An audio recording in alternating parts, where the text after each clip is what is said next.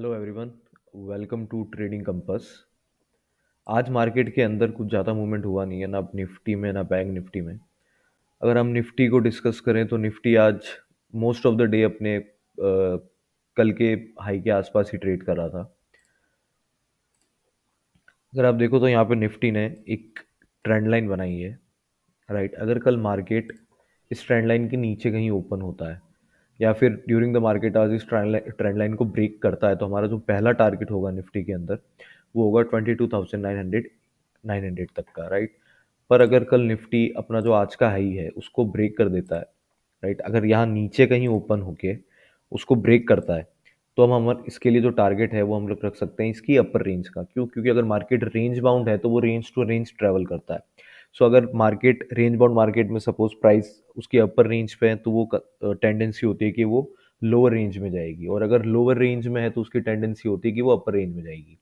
तो जैसे ये एक ब्रेक डाउन दिया था इसने अपनी रेंज का, पर वो कंटिन्यू नहीं हो पाया वो सेल ऑफ। तो अब ये एक्सपेक्टेड है कि ये अपने अपर रेंज की तरफ जाएंगे, तो हम जो ट्रेड प्लान करेंगे हम उसी तरीके से करेंगे। कल अगर मार्केट आज के हाई के नीचे कहीं यहाँ पे कहीं ओपन होता है ट्रेंड लाइन के ऊपर और आज के हाई के नीचे, सो इसके अपर रेंज को क्रॉस करने के बाद हम लोग कोई ट्रेड इनिशिएट करेंगे।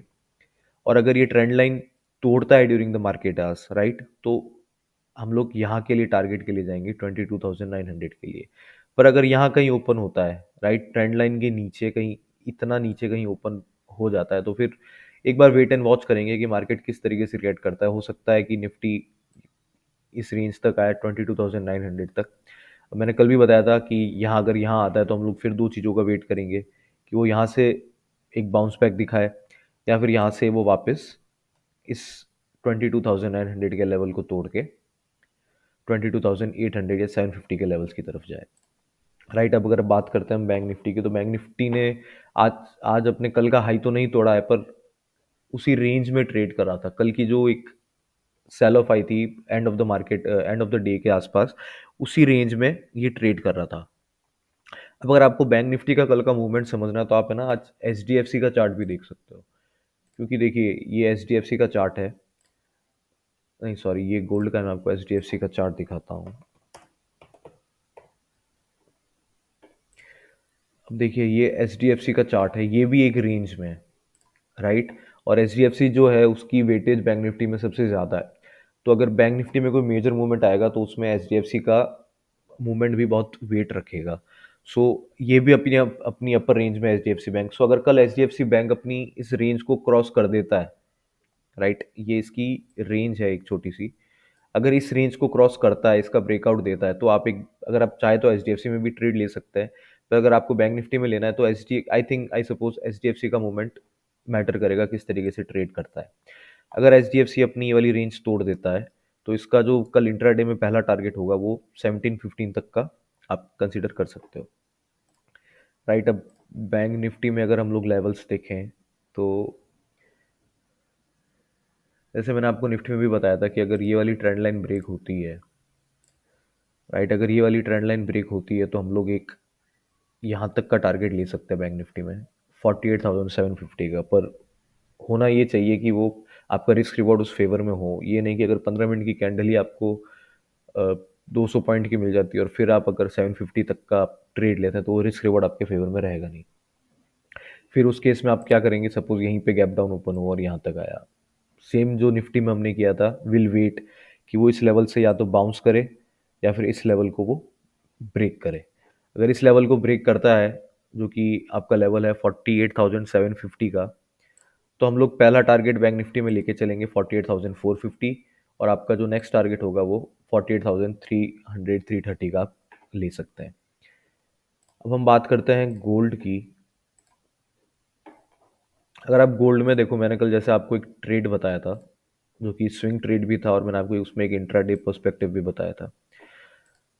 कल यहाँ पे मार्केट ने एक रेंज बनाई थी जिसमें वो लगभग अपना 8-10 घंटे उसने ट्रेड किया, कंसोलिडेट किया था, उसके बाद एक ब्रेकआउट दिया था। तो मैंने आपको बताया था इसमें आप दो ट्रेड ले सकते हो, intraday as well as swing. So अगर आपने कल सपोज इंट्राडे ट्रेड लिया होता तो मैंने कहा यहाँ पे आपको बताया था और इसके नीचे का आपने स्टॉप लॉस रखा था। सो मैंने कल आपको बताया था अगर आपको इंट्राडे में गोल्ड के अंदर पर्टिकुलरली अगर आपको आपका टारगेट प्राइस सेट करना है तो आई थिंक सीपीआर से बेस्ट कुछ नहीं है। अगर आप सीपीआर चूज करते हो जैसे अब यहाँ पे भी देखिए कल मैंने कहा था आप इसका R1 को आपका टारगेट 1 ले सकते हो, राइट। सो कल R1 से इस पॉइंट से एग्जैक्टली इसका हाई था। कल का जो R1 पॉइंट था, R1 लेवल था, वो गोल्ड का हाई पॉइंट था। अगर आपने यहाँ पे भी कहीं आपका प्रॉफिट बुक किया होगा या फिर इसी को आपने टारगेट कंसीडर किया होगा, तो मैं आपको बताता हूँ आपका रिस्क रिवॉर्ड कितना रहा होगा, राइट। आपका रिस्क रिवॉर्ड रहा होगा 1:7 का, मतलब आप 100 रुपये लगा के 100 रुपये का रिस्क लेके आपने 700 रुपये कमाए अगर आपने यहाँ पे प्रॉफिट बुक किया जो आपका टारगेट लेवल था। स्विंग ट्रेडिंग के पर्सपेक्टिव से अब यहाँ पे मैं एक चीज़ और समझाता हूँ आपको। अगर आप इसका 4 आवर्स का चार्ट देखो, राइट, आपको ठीक है स्विंग के हिसाब से अभी आई थिंक 1:1 से ऊपर का अगर आप अभी भी प्रॉफिट बुक करते हो तो आपको मोर देन 1:1 का प्रॉफिट मिल रहा होगा। पर इसमें एक चीज़ है, अगर आप यहाँ पे इसकी मूविंग एवरेजेस देखो, राइट, अब देखिए होता क्या है, ये इसकी 10 अभी मार्केट ने जो प्राइस पैटर्न बन रहा है या फिर उसने जिस तरीके से इसका प्राइस एक्शन था, अब इसमें आप नोट करिए 4 आवर के अंदर इसने एक मूव दिखाया जिसमें उसने अपने 10 डेज मूविंग एवरेज को भी क्रॉस किया है, 20 डेज मूविंग एवरेज को भी क्रॉस किया, राइट। अब उसके बाद ये एक माइनर पुल बैक दिखा रहा है। अब इसमें जनरली क्या होता है कि सपोज ये मूविंग एवरेज है, राइट, 10 डेज मूविंग एवरेज है या आप 20 डेज जो भी आप कंसीडर करो, यहाँ पे जिस तरीके से अभी गोल्ड के अंदर हुआ इसने अपना 10 डेज मूविंग एवरेज को क्रॉस किया, राइट। अब जनरली जब भी प्राइस कोई मूविंग एवरेज क्रॉस करता है तो वो हमेशा उसका सपोर्ट लेने के लिए ज़रूर आता है। सो इस केस में भी मैं ये एक्सपेक्ट कर रहा हूँ कि जब इसने अपना 10 और 20 डेज मूविंग एवरेज छोड़ा है या फिर उसने ब्रेक किया है, तो आप देखिए 20 डेज मूविंग एवरेज तक तो ये आ चुका है। अब वेट है इसका 10 डेज मूविंग एवरेज का। सो मैं ये एक्सपेक्ट कर रहा हूँ कि प्राइस यहाँ से एक 10 डेज मूविंग एवरेज का यहाँ पे सपोर्ट लेगी, राइट। तो जैसे इसने यहाँ पे 10 डेज मूविंग एवरेज क्रॉस किया, वो यहाँ पे इसका सपोर्ट लेगी एंड फिर यहाँ से प्राइस एक बाउंस बैक जाएगा और जो हमने एक टारगेट हमारा बनाया हुआ था यहाँ तक का अपर रेंज का, और एक पहला टारगेट हमने सेट किया था 2771 का, तो यहाँ तक प्राइस इसका जा सकता है। पर अगर मैं अपनी एस एल अगर मैं अपनी देखता हूँ स्विंग ट्रेडिंग के लिए मैं क्या रखूंगा, तो वो मैं अपनी 10 डेज मूविंग एवरेज के नीचे रखूंगा। अगर मेरे को 4 आवर्स के अंदर ये 10 डेज मूविंग एवरेज के नीचे गोल्ड का प्राइस जाता है तो मैं अपना प्रॉफिट वहां पे बुक कर लूंगा। अब हम बात करते हैं भारतीय एयरटेल की। भारतीय एयरटेल का अगर आप डेली टाइम फ्रेम का चार्ट देखते हैं, राइट, अब मैंने यहाँ पे जो इंडिकेटर लगाया हुआ है वो मूविंग एवरेजेस है, राइट। मूविंग एवरेज में देखो, अब जो ये लाल कलर वाली आपको दिख रही है ये 10 डेज मूविंग एवरेज है, येलो वाली आपकी 20 डेज है, ब्लू वाली आपकी 100 डेज मूविंग एवरेज है, एंड ब्लैक ब्लैक वाली जो है आपकी 200 डेज मूविंग एवरेज है। अगर आप यहाँ पे देखो तो जो डेली टाइम फ्रेम के अंदर या फिर अगर मैं आपको वीकली टाइम फ्रेम भी दिखाऊँ इसका, आप वीकली के अंदर भी देखिए ये अपने 10 days moving average and 20 days moving average के नीचे ट्रेड कर रहा है। डेली में अगर आप देखोगे तो ये अपने 10 20 100 डेज मूविंग एवरेज के नीचे ट्रेड कर रहा है और यहाँ से इसको 2 बार रिजेक्शन भी मिल चुका है। तो अब हमारा कल इसके लिए ट्रेड प्लान क्या रहेगा, जो आज इसका लो है, अगर बैंक ये भारतीय एयरटेल कल ओपन में या ड्यूरिंग द मार्केट आवर इस लेवल को क्रॉस करता है, सो 5 या 15 मिनट्स के क्लोज के बाद मैं इसमें एक ट्रेड इनिशिएट करूंगा जो कि आपका इजीली 30 to 40 पॉइंट्स का आपको एक ट्रेड हो सकता है। और आई थिंक कल भारतीय एयरटेल को अपना लो तोड़ देना चाहिए।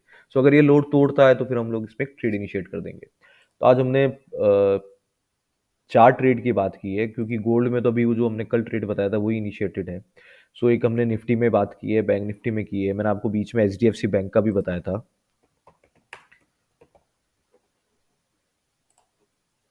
ये देखिए जो मैंने आपको एच बैंक का बताया था कि अगर ये अपनी रेंज क्रॉस कर देता है या तोड़ देता है ब्रेकआउट रेंज, तो हम लोग एक 1715 का 1715 का एक टारगेट ले सकते हैं इसके अंदर। सो आज Nifty, bank Nifty, H bank और भारतीय एयरटेल का मैंने आपको ट्रेड प्लान बताया है कि किस तरीके से हम ट्रेड प्लान कर सकते हैं।